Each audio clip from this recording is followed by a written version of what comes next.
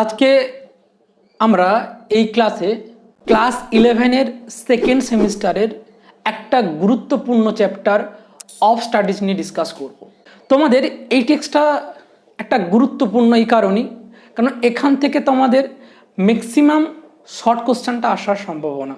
এবং এই ক্লাসে আমরা এই চ্যাপ্টারের এমসিকিউ, এসএকিউ নিয়ে ডিসকাস করব। দেখো, এই টেক্সটটা শুরু করার আগে কয়েকটা টপিক তোমাদের জানতে হবে, কয়েকটা ইনফরমেশন তোমাদের জানতে হবে। First, you have to know what type of text it is, অর্থাৎ এটা কী ধরনের টেক্সট। এটা কী ধরনের টেক্সট না, ইট ইজ অ্যান এসে। কী বললাম? এটা হচ্ছে একটা এসে। তাহলে নিশ্চয়ই তোমাদের মনে একটা কোশ্চেন আসছে, sir what is an essay? So essay means to attempt something, to attend something, মানে কোনো কিছু একটা অ্যাটেম্পট করা, কোনো কিছু টপিক নিয়ে বলা। চলো আমরা দেখি এই এসের ডেফিনেশন কি।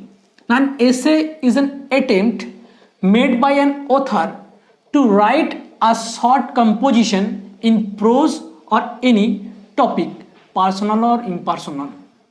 মানে এসে হচ্ছে একটা, এসেটা কি? এসে হচ্ছে যেটা একটা অ্যাটেম্প্ট করে কে, বাই অ্যান অথার, লেখক, to write a short composition, একটা ছোট্ট একটা লেখা, ইন প্রোজ, যেটা গদ্যতে লেখা হয়, প্রোজের স্টাইলে লেখা হয়, আর এর এনি টপিক, যে কোনো টপিক নিয়ে, যেটা পার্সোনাল আর ইমপার্সোনাল। অর্থাৎ পার্সোনাল মানে কি, যেখানে লেখকের ব্যক্তিগত তার জীবনের যে মতামত সেটা সেখানে লেখা থাকে, আর ইমপার্সোনাল মানে কি, যে অথারের যে চিন্তা ভাবনা সেটা নিয়ে যখন লেখা হয়। তাহলে দেখো, according to the purpose of এসে, এসের ধরন অনুযায়ী আমরা এসেকে দুটো ভাগে ভাগ করতে পারি, একটা হচ্ছে পার্সোনাল আর একটা হচ্ছে ইমপার্সোনাল।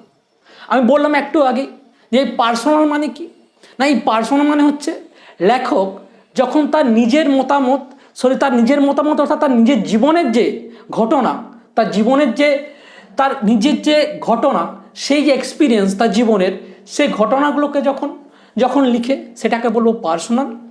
আর যেখানে অর্থাৎ তার যে ফিলোসফিক্যাল যে থটগুলো, তার দার্শনিক যে চিন্তাগুলোকে নিয়ে যখন লেখে, তখন সেটাকে আমরা কি বলবো? ইমপার্সোনাল। তাহলে দেখো, এই যে টেক্সট অফ স্টাডিজ, এখানে স্টাডিজের যে পারপাস বা পড়াশোনা কেমন করা উচিত, পড়াশোনা কেমন হওয়া উচিত, এটা নিয়ে এখানে ডিসকাস করা হয়েছে। তাহলে আমরা এখানে বলতে পারি যে এই টেক্সটটা, এই অফ স্টাডিজ টেক্সটটা একটা ইমপার্সোনাল টেক্সট। কি বললাম? এটা একটা হচ্ছে ইমপার্সোনাল টেক্সট। মানে কি না, এখানে অর্থাৎ স্টাডিজ নিয়ে কথা বলেছে, অর্থাৎ পড়াশোনা কেমন হওয়া উচিত, পড়াশোনা কিভাবে করা উচিত সেভাবে। তো এখানে আমরা কি পেলাম যে what type of text it is, না টেক্সট হচ্ছে এটা এসে। হোয়াট টাইপ অফ এসে ইট ইজ অ্যান ইমপার্সোনাল এসে। তাহলে দেখো, এখনো পর্যন্ত যে ডিসকাস করলাম সেখান থেকে তোমাদের দুটো কোশ্চেন অলরেডি আমাদের ডিসকাস করা হয়ে গেল।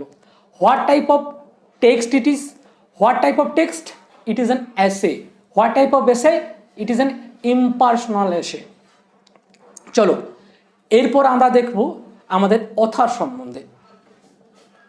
দেখো, এই অফ স্টাডিজটা কে লিখেছে? Who is the author of studies? Francis bacon. Francis bacon লিখেছেন, এবং এনাকে বলা হয় ফাদার অফ এসে, ইংলিশ এসে। তোমরা জেনে রাখতে পারো যে who is called the father of English essay, the Francis Bacon. আমরা এখানে দেখব যে এর পাবলিকেশন, দেখো ফার্স্ট এর পাবলিকেশন তোমরা লিখতে পারো 1597। এটার পাবলিকেশন ফার্স্ট পাবলিশ হয়েছিল 1597 সালে, এবং এই অফ স্টাডিজ এই ফার্স্ট পাবলিকেশনেই ছিল। তাহলে এখানে পাবলিকেশন ডেট কি হলো অফ স্টাডিজের? 1597। তাহলে এখান থেকে একটা কোশ্চেন আসতে পারে, কখন এই টেক্সটটা অফ স্টাডিজ এটা পাবলিশ হয়েছিল?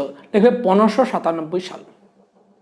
তাহলে আমরা অলরেডি অথার্সের নাম ডিসকাস করলাম, এর পাবলিকেশন ডেট ডিসকাস করলাম, what type of text, what type of এসে।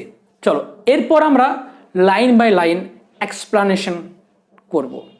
এখানে আমরা লাইন বাই লাইন এক্সপ্লেন করব, এবং আর প্রত্যেকটা লাইন ধরে ধরে পড়ব, এবং এখান থেকে যেগুলো এমসিকিউ বা শর্ট কোশ্চেন হবে সেগুলোকে নিয়ে ডিসকাস করব। দেখো, studies serve for delight, for ornament and for ability. Studies sharp for বলতে স্টাডিজ মানে কি পড়াশোনা, শার্প ফর মানে ইউজ ফর, স্টাডিজটার ব্যবহার হয় ফর ডিলাইট, ডিলাইট মানে প্লেজার মানে আনন্দের জন্য, ফর অর্নামেন্ট, অর্নামেন্ট মানে টু শো অফ দেখনদারিতার জন্য, অ্যান্ড ফর এবিলিটি অর্থাৎ এবিলিটির জন্য। তাই পুরো লাইনটার মানে কি হলো না স্টাডিজটার ব্যবহার হয় ডিলাইটের জন্য, আনন্দের জন্য, অর্নামেন্ট অর্থাৎ দেখনদারিতার জন্য এবং এবিলিটির জন্য। Their chief use for delight is in privateness and retiring. Their chief use বলতে হ্যাঁ দেয়ার বলতে লেখো studies, the studies chief use অর্থাৎ এই স্টাডিজের যে ইউজগুলো হয় কি ফর ডিলাইট আনন্দের জন্য, কখন না is in privateness and retiring. প্রাইভেটনেস মানে হোয়েন ওয়ান ইজ লোনলি যখন একজন একাকী থাকে, and retiring means when one is free from his busy life. অর্থাৎ কি হলো না এই যে স্টাডির যে মেন ইউজ ডিলাইট যখন একজন ফ্রি থাকে এবং কি থাকে একজন যখন একাকী থাকে। For ornament is in discourse and for ability is in the judgement and disposition of business. For ornament মানে এই দেখনদারিতার জন্য কখন ব্যবহার করা হয় ইজ ইন ডিসকোর্স, ডিসকোর্স মানে হচ্ছে কনভারসেশনের সময়, and for ability is in the judgement and disposition of business. Ability কখন না জাজমেন্ট করতে অর্থাৎ ডিসিশন মেকিং ডিসিশন নিতে, অ্যান্ড ডিসপোজিশন অফ বিজনেস মানে কোনো কিছু ম্যানেজমেন্ট করা, কোনো কিছু কাজ ম্যানেজ করার ক্ষেত্রে কি এবিলিটির দরকার পড়ে।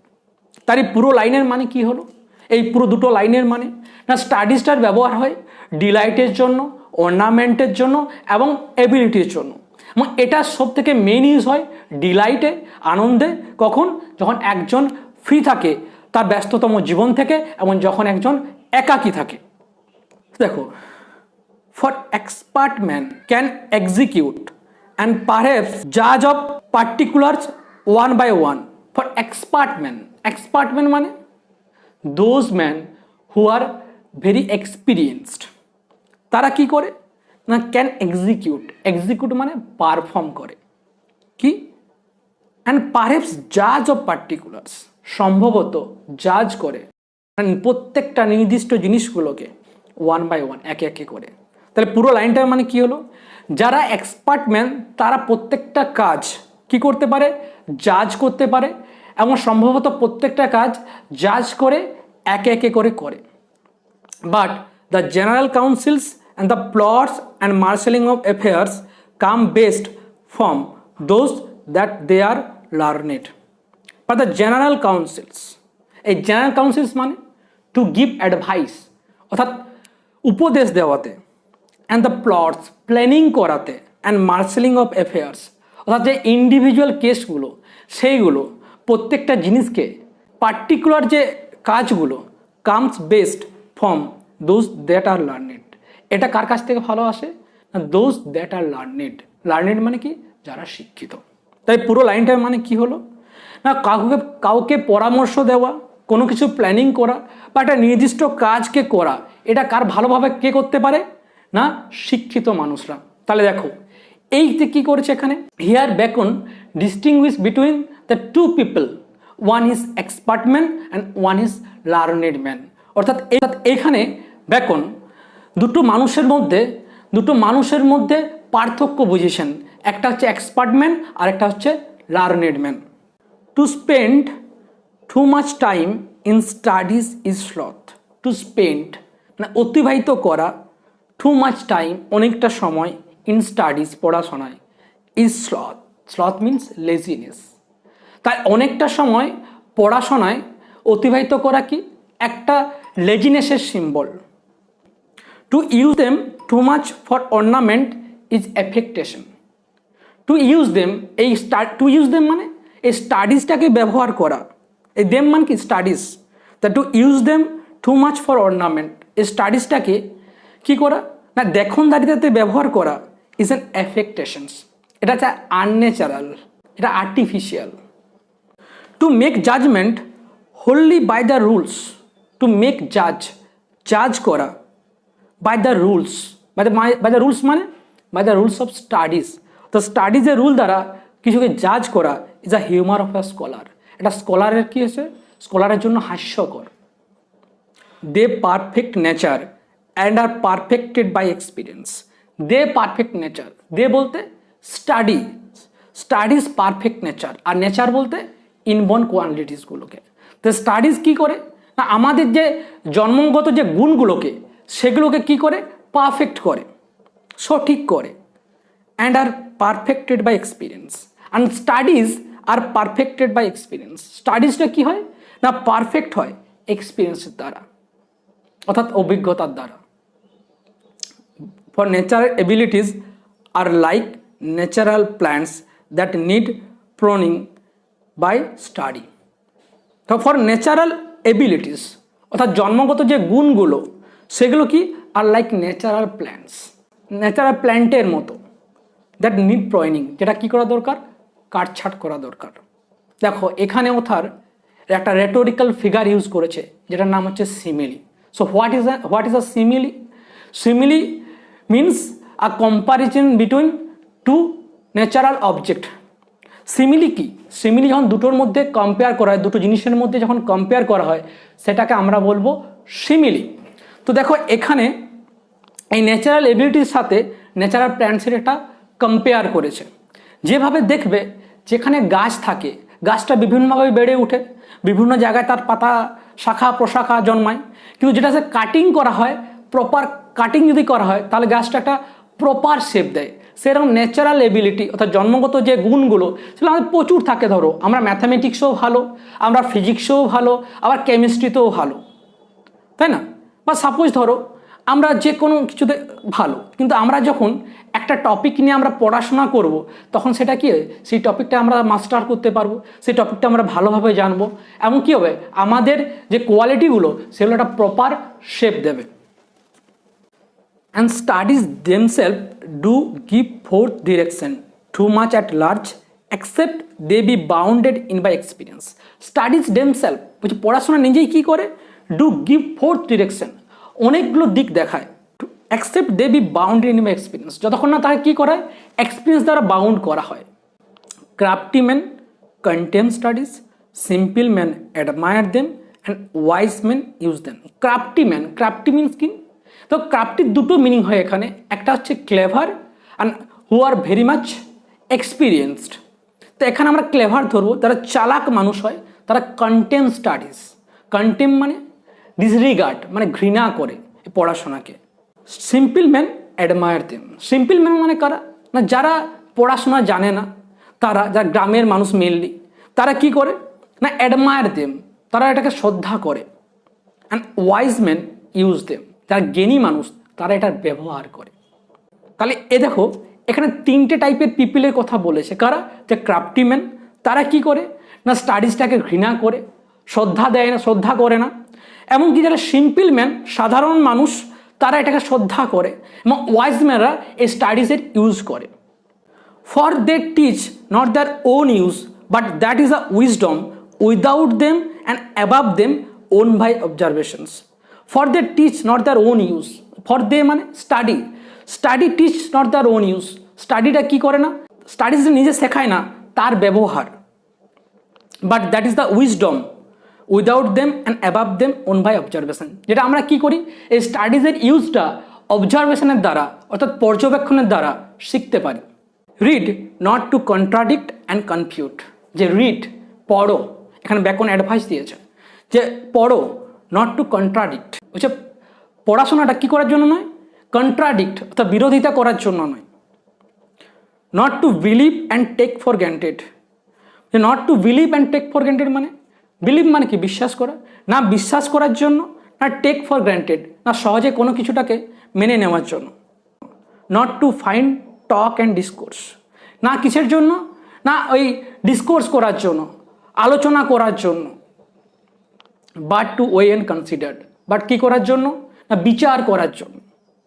যে some books are to be tasted, others to be swallowed and some few to be chewed and digested. বলছে সাম বুকস কিছু বুককে কি করতে হয়, are to be tasted, tasted মানে জাস্ট স্বাদ নিতে হয়। আদার্স টু বি সোয়ালোড, কিছু বুককে কি করতে হয়, গিলে খেতে হয়।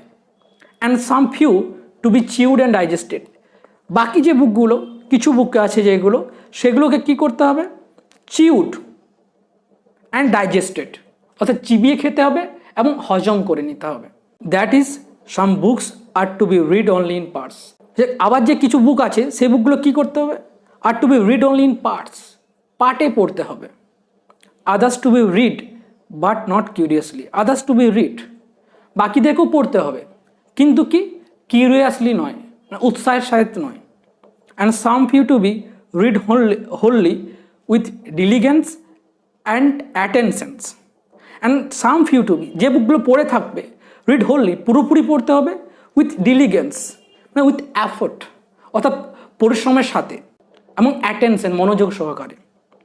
তো some books also be read by deputy, deputy মানে হচ্ছে with the help of others, অর্থাৎ বাকি যে বইগুলো বইগুলোকে কি করতে হবে না অন্যের সাহায্য নিয়ে পড়তে হবে। And extract made of them by others, এমনকি যে এক্সট্রাক্টগুলো অর্থাৎ সামারিগুলো যারা তৈরি করবো অন্যরা তাদের কাছ থেকে নিয়ে, but that would be only in less important arguments, কিন্তু এটা কোন ক্ষেত্রে হবে, যেগুলো less important book, less important topic সেইগুলো। And the meaner sort of books else distil books are like common distil waters, তাই ডিস্টিল বুকস বলতে summary books are like common distil water. তাহলে দেখো এইখানে এই লাইনতে ফ্রান্সিস ব্যাকন ডিস্টিল বুক অর্থাৎ summary বুকের সাথে ডিস্টিল ওয়াটারের একটা তুলনা করেছেন। কীরকম না, এই যে ডিস্টিল ওয়াটার এটা কি হয়, এটা একটা টেস্টলেস হয়। এই ডিস্টিল ওয়াটার কি হয়, এই ডিস্টিল ওয়াটার একটা টেস্টলেস হয়, যেন ওটা কোনো টেস্ট থাকে না। সেই রকম যে সামারি বুকগুলো সেটা কোনো টেস্ট থাকে না, সেটা আমাদের কাছে ক্ল্যারিটি আসে না। Reading make a full man, conference a ready man, and writing an exact man. তাই রিডিং কী করে, যারা বেশি পড়ে তাদেরকে কী হয়, তারা ফুল ম্যান তৈরি হয়। এবং যারা কনফারেন্স, যারা বেশি ডিসকাশন করে, এই ডিসকাশন সেটা কী করে, রেডি ম্যান তৈরি করে। And writing an exact man, লেখা কী করে, একটা অ্যাকুরেট ম্যান তৈরি করে। Therefore if a man write a little he had a need have a great memory. সেই জন্য if a man write a little, কেউ যদি কম পড়ে, হি had need have a great memory, তার একটা ভালো স্মৃতিশক্তির দরকার। If he কনফার little, কনফার means discuss, যদি কেউ কম ডিসকাস করে, হি had need have a present wit, তার কী করা দরকার, উইট মানে তার বুদ্ধিমত্তার দরকার। And if he read little he had need have a much cunning, যদি সে খুব কম পড়ে তার কী দরকার, হ্যাভ আ মাচ কানিং, তার চাতুরতা, তার চালাকি দরকার, স্মার্টনেস দরকার। To seem to know that he doth know, to seems to know মানে সেটা কী করার জন্য যেন তার যে বুদ্ধিমত্তা নেই সেটাকে যাতে না বুঝতে দেওয়া হয়। Histories make a man wise, অর্থাৎ ইতিহাস একটা মানুষকে কী করে, জ্ঞানী করে। পোয়েটস অর্থাৎ পোয়েট্রি উইটি তৈরি করে। And mathematics subtle means accurate. And natural philosophy deep moral grave. আর ন্যাচারাল ফিলোসফি বলতে এখানে সায়েন্স অর্থাৎ ফিজিক্সকে বুঝিয়েছে। ফিজিক্স কী করে, একজনকে নলেজেবল করে। এবং logic and rhetoric able to content, logic এবং রেটোরিক এই দুটো কী করে, অর্থাৎ সক্ষম করে একজনকে ডিবেট বা আর্গুমেন্ট করার জন্য। অ্যাডভান্সড আইডিয়া ইন মোরিস, এটা একটা ল্যাটিন ফ্রেজ, মানে হচ্ছে studies permits one's characters. There is no stond or impediment in the wit. There is no stond মানে কি, অবস্ট্রাকশন মানে বাধা, আর ইম্পিডিমেন্ট মানে সেম মিনিং, অবস্ট্রাকশন মানে বাধা। তাহলে কি কোনো বাধা নেই ইন দ্য উইট অর্থাৎ জ্ঞান অর্জনের ক্ষেত্রে বা বুদ্ধিমত্তার ক্ষেত্রে। But may be wrought out by field studies. Wrought out মানে কি, রিমুভড বাই ফিল্ড স্টাডিজ, অর্থাৎ অবস্ট্রাকশন অর্থাৎ বাধাটাকে কী করা যেতে পারে, রিমুভ করা যায়, এই বাধাটাকে রিমুভ করা যেতে পারে অর্থাৎ স্টাডিজের দ্বারা। Like a disease of the body may have appropriate exercise, অর্থাৎ যেভাবে ডিজিজ অর্থাৎ বডির যে ডিজিজগুলো, বডির শরীরের যে রোগগুলো যেভাবে এক্সারসাইজের দ্বারা কি করা যায়, রিমুভ করা যায়, কিওর করা যায়, সেভাবে অবস্ট্রাকশনগুলো অর্থাৎ বাধাগুলোকে সেগুলোকেও কিওর করা যায় পড়াশোনার দ্বারা। দেখো এরপরে এখন কয়েকটা ডিজিজের কথা বলেছে এবং কোন এক্সারসাইজটা করলে সেটা কিওর হয় সেটা নিয়ে তিনি এখানে বলেছেন।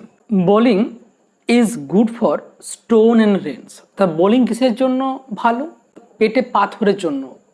Shooting for lungs and breast. Shooting মানে এখানে হচ্ছে আর্চারি অর্থাৎ তীর ধনুক ছোড়া। এটা হচ্ছে তোমার লাংসের জন্য এবং ব্রেস্টের জন্য ভালো। জেন্টেল ওয়াকিং ফর স্টমাক, অর্থাৎ ধীরে ধীরে হাঁটা স্টমাকের জন্য। Riding for head. রাইডিং মানে এখানে বাইক রাইডিং নয়, হর্স রাইডিং, অর্থাৎ ঘোড়ায় চড়াটা হেডে অর্থাৎ মাথার জন্য ভালো। If a man's wit be wandering, অর্থাৎ একটা মানুষের মন যদি চারদিকে ঘোরে, let him study the mathematics, তাকে তাহলে ম্যাথ পড়তে দাও। অর্থাৎ তোমার যদি এখন কি বলেছে, যে তোমার যদি মন একজনকার মন না লাগে, এখন পড়াতে তার মন লাগছে না, তার মন চারদিকে যাচ্ছে, তাকে ম্যাথামেটিক্স করতে দেওয়া উচিত। For in demonstration if his wit be called away never so little he must begin again. For in demonstration, যখন সে ডেমনস্ট্রেট করছে কোনো টপিক, তখন যদি সে ক্লিয়ারলি ডেমনস্ট্রেট না করতে পারে, সে আবার শুরু করে। If his wit be not apt to distinguish or find difference let him study the schoolman. যে ইফ হিজ উইট, তার মন, তার বুদ্ধিমত্তা যদি না কি করে, অ্যাপ্ট টু ডিস্টিংগুইশ অর্থাৎ ডিফারেন্স ক্রিয়েট করতে না পারে, ডিফারেন্সটা বুঝতে না পারে, লেট হিম স্টাডি দ্য স্কুলম্যান, তাকে পড়তে দাও স্কুলম্যান। স্কুলম্যান মানে এখানে স্কুলম্যান বলতে ফিলোসোফারদেরকে বোঝানো হয়েছে, অর্থাৎ ফিলোসোফারকে দ্য ফিলোসফি পড়তে দাও, তাদেরকে দর্শন পড়তে দাও। For they are the cymini sectores, তারা কেমন? The cymini sectores. Cymini sectores মানে লিখবে স্প্লিটার্স অফ কামিন সিড, অর্থাৎ জিরার যে বীজগুলোকে মানে জিরাকে মানে যেভাবে বাছাই করা যায় সেরকম কি করতে পারে, বাছাই করতে পারে, জিরা বাছাইয়ের মতো তারা বাছাই করতে পারে। কারা? এই ফিলোসোফাররা। If he be not apt to beat over matters and call up one thing to prove and illustrate another let him study the lawyers cases. যে if he be not apt to beat over matters, এই apt to beat over matters মানে লেখো understand, যদি সে না বুঝতে পারে, and to call up one thing, যদি একটা জিনিসকে একটা জিনিসের সাথে গুলিয়ে ফেলে, to prove and illustrate another's, প্রমাণ কিছু করতে না পারে, late him study the lower case, তাকে তাহলে লয়ার অর্থাৎ আইনজীবীদের যে কেসগুলো সে কেসগুলোকে পড়তে দাও, কারণ সেখান থেকে সে কী করবে না এক্সপিরিয়েন্স লাভ করবে। So every defect of the mind may have a pressure receipt. So every defect, প্রত্যেকটা প্রবলেমের কী আছে, have a pressure receipt, pressure remedy অর্থাৎ মেডিসিন আছে।